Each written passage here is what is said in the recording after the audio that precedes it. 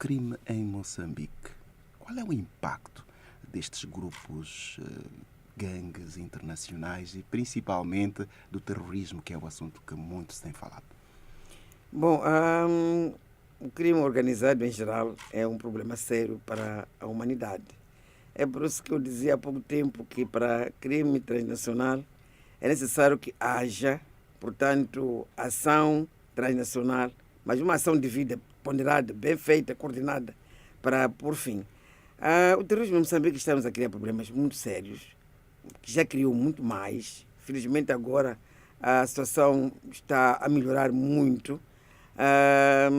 Tivemos uma situação em que nunca esperávamos, ninguém estava à espera, não é? Que houvesse, portanto, um grupo de pessoas que entrassem, não se sabe de onde, depois tentar, portanto, utilizar a nossa pobreza para aliciar uma ou outra pessoa para se radicalizar contra o seu próprio povo. É por isso que não dissemos logo no início que era terrorismo. Houve várias denominações, mas porque ninguém pensava que era terrorismo. Mas é mesmo terrorismo. Nós estamos ligados aos grandes lagos. Então, essa coisa de estar ligado aos grandes lagos significa estarmos, de certa forma, vulneráveis à entrada, portanto, das pessoas que estão a operar em grandes lagos, porque acho que os terroristas também querem se expandir. Matou, sem dúvida. Tivemos 800.500 deslocados, que foi um problema sério, não é, para tomar conta. Era preciso alimentar as pessoas, era preciso criar condições básicas para as pessoas poderem ter o mínimo que necessitam para viver. Era preciso fazer alguma coisa para devolver a esperança de vida, mas efetivamente o governo, com os seus parceiros, conseguiu organizar-se para o efeito. Não foi fácil. Ainda me recordo que tive que fazer 3 apelos internacionais para poder fazer fácil, porque aquilo era só bom. Quantos meses temos? Com seres humanos, você não pode dizer que tem comida para um mês, para 2 meses. E se houver alguma ruptura, se não houver correspondência da parte dos doadores. Mas, felizmente, tanto conseguimos fazer face. Digo conseguimos porque estamos a ter cada vez menos deslocados.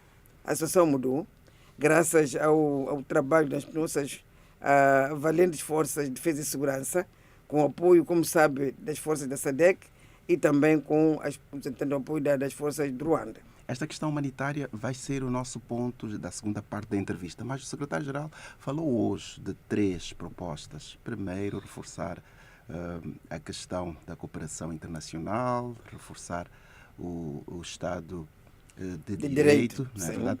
E para Moçambique, quais foram as lições? O que é que sugere, pela experiência que vive, principalmente com casos de terrorismo, sabemos de raptos? Como é que Moçambique pode contribuir para que estes problemas se contenham pelo mundo? Bom, foram grandes lições que foram tiradas, não é? Sem dúvida. Primeiro é que precisa de muita vigilância, porque os terroristas foram entrando um por um, não foram entrando de uma vez, mas ninguém estava à espera que acontecessem situações terroristas. Por isso é que eu digo, numa primeira fase, houve muitos nomes, pessoas disseram, não, são insurgentes, porque efetivamente não estávamos à espera. Então, a primeira coisa é vigilância. A segunda coisa, é preciso continuar a trabalhar para desenvolver o país.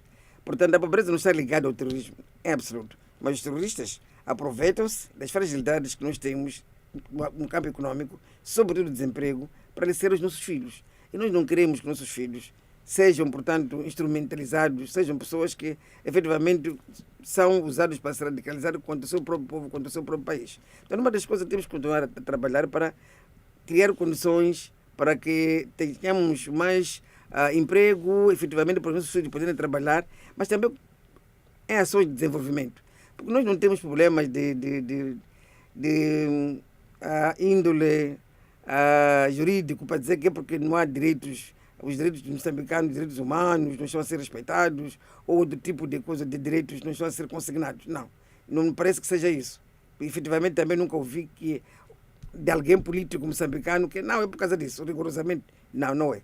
Temos esse azar de fazer parte de uma região que está ligada aos grandes lagos e efetivamente termos esses problemas, mas é preciso pensar que nós temos que encontrar formas de ir, pelo menos, limitar os aproveitamentos que são feitos pelos terroristas.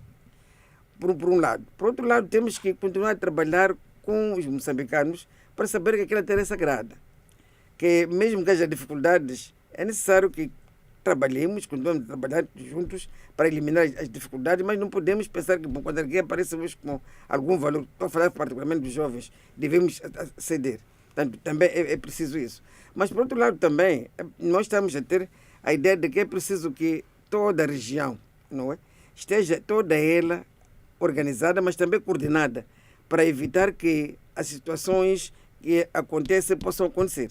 Imaginemos, se a Tanzânia está forte, se os outros também países são ligados aos grandes lagos também estão fortes em termos de vigilância, etc., significa que teremos menos penetração.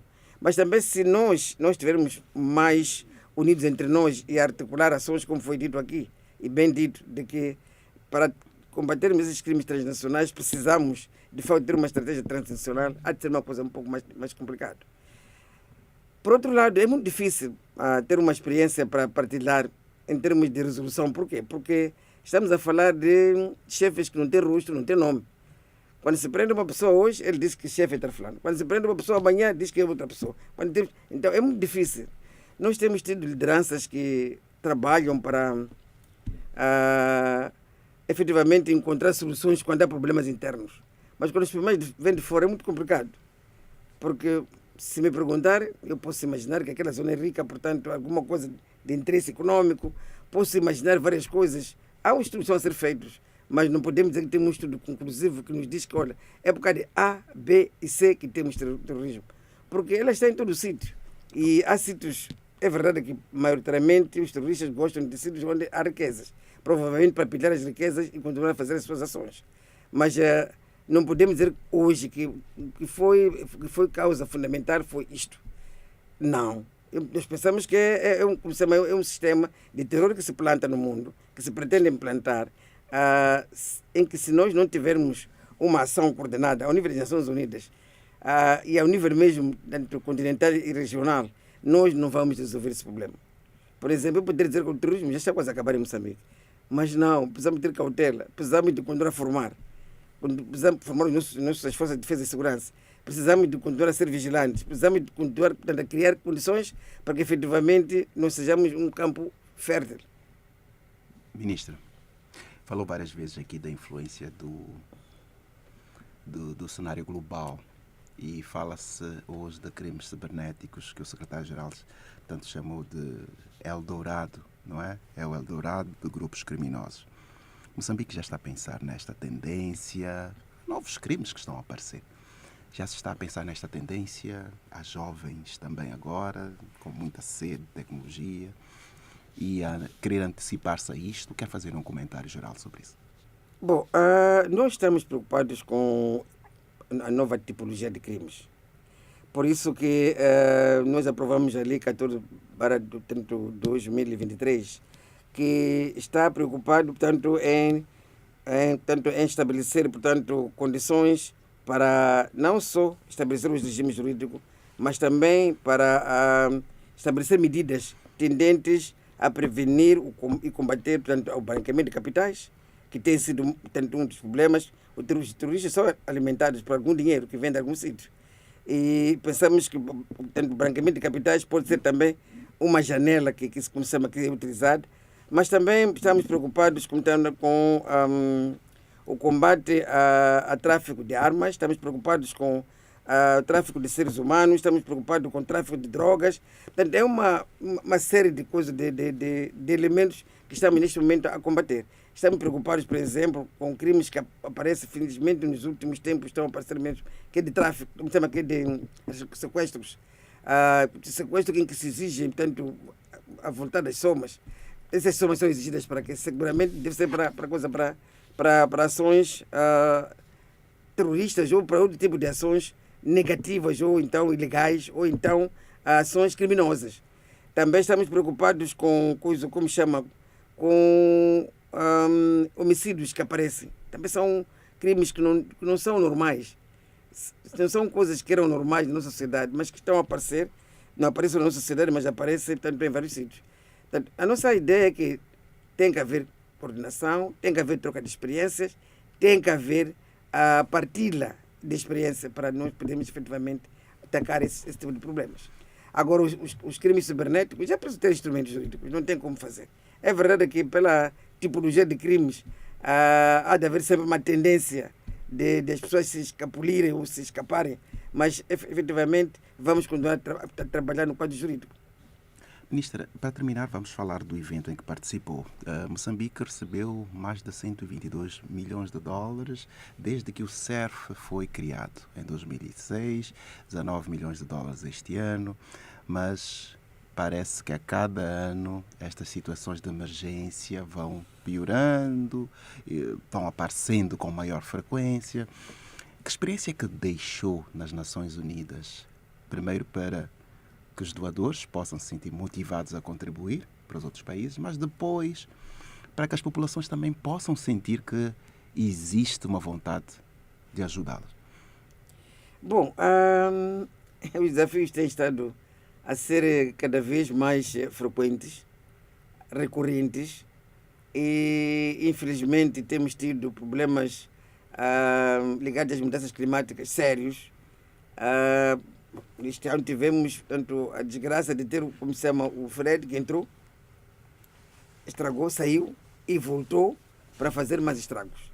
Portanto, Quilimane, sempre no geral, mas Quilimane em particular, Tete, isso fala, sofreram muito. E a primeira coisa que se faz quando há esse tipo de coisa é preciso ter as pessoas, é preciso salvar as pessoas. É a primeira coisa que se faz.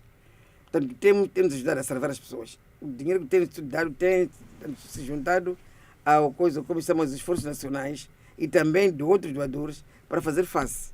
Porque não é uma coisa muito simples. Quando você já terá uma pessoa que tem que lhe pôr num sítio, e tem que lhe alimentar, tem que começar a criar algumas condições de vida para poder voltar outra vez a ter a sua vida, a vida que ele vai, mesmo seja um camponês. A enxada foi, a semente foi, uma série de coisas foram. Portanto, é preciso fazer alguma coisa. E não é pouco dinheiro, é muito dinheiro. É por isso que dissemos que é importante reforçar, portanto, os fundos da CEF, porque se não se fizer isso, não vamos conseguir. É só reparar que, de acordo com o próprio relatório da hoje, 65 milhões, mais de 65 milhões, que no ano passado, este ano. Então, não é só um problema de Moçambique, é um problema global.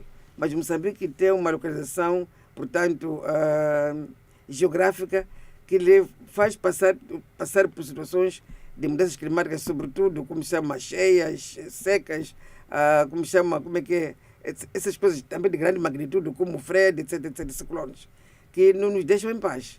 O que nós temos feito neste momento é que temos tomado várias medidas. Portanto, temos um plano diretor de redução de risco, que está a ser implementado.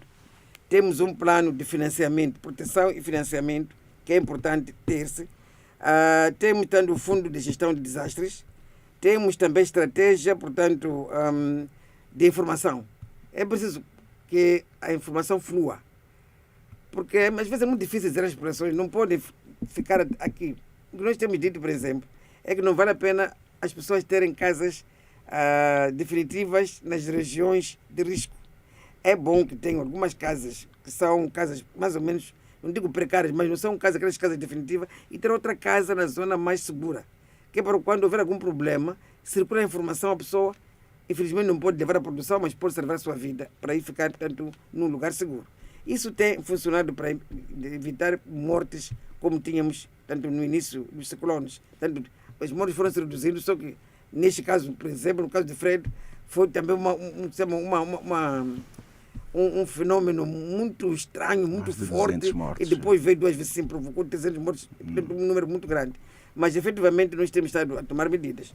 Por outro lado, temos esses comitês de gestão de risco, que têm estado a trabalhar com as populações, a mobilizar as populações, que é uma coisa muito importante. Mas também temos essas medidas de adaptação e mitigação dos efeitos das mudanças climáticas. Mas que não tem sido fácil. O sistema de adaptação e mitigação é um sistema que, efetivamente, também implica, muitas vezes, construir barragens, construir tanto infraestruturas. E esse dinheiro não temos nós neste momento. Fazemos aquilo que não está ao nosso nível. Mas precisamos de ter mais. Por isso é que pensamos que é importante que a CERF tenha mesmo fundos para tomar conta das comunidades em situação de risco. Em Moçambique, em particular, mas também em outros países, porque é necessário neste momento. É por isso que nos juntamos ao apelo das Nações Unidas para pedir para que, efetivamente, pudesse trabalhar nesse sentido.